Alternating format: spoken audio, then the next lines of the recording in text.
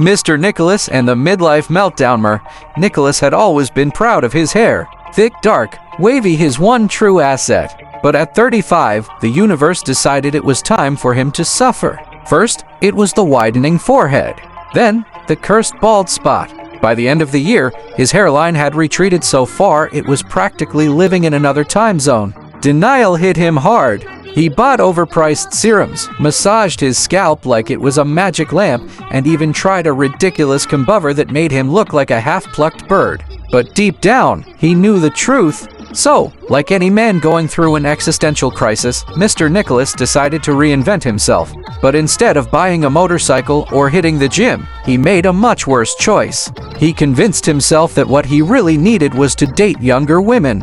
Much younger. 8th graders. His logic was as smooth as his scalp. 1. Women his age wanted serious relationships. 2. Teenagers were easier to impress. 3. His bald head made him look like a wise, older man rather than a washed-up substitute teacher. And so, Mr. Nicholas embarked on the most pathetic mission of his life. The disaster begins. First attempt took place at the mall food court. Spotting a group of 8th graders giggling over bubble tea, he strutted over, adjusting his too-tight leather jacket. "Hey, ladies," he said, flashing what he thought was a charming grin. "You ever heard of the Beatles?" They stared. One of them whispered, "Is this guy someone's dad?" Ignoring the warning signs, he doubled down. "I could show you some real music sometime. Maybe take you for a ride in my Honda Civic." Laughter exploded. One girl pulled out her phone. "Yo, say that again for my TikTok."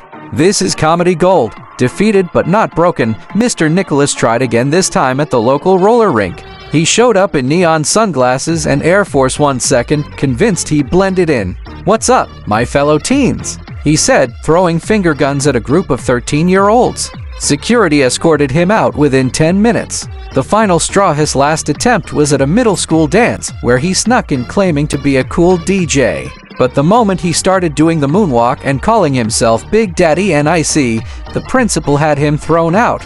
Sitting alone in his Civic that night, staring at his reflection in the rearview mirror, Mr. Nicholas finally accepted reality. He wasn't a smooth, mysterious older man. He wasn't a misunderstood rock star. He was just bald and creepy, and possibly about to be on some sort of watch list. With a sigh, he pulled out his phone and did what he should have done months ago: searched for hair transplant clinics near me. And maybe a therapist. The end.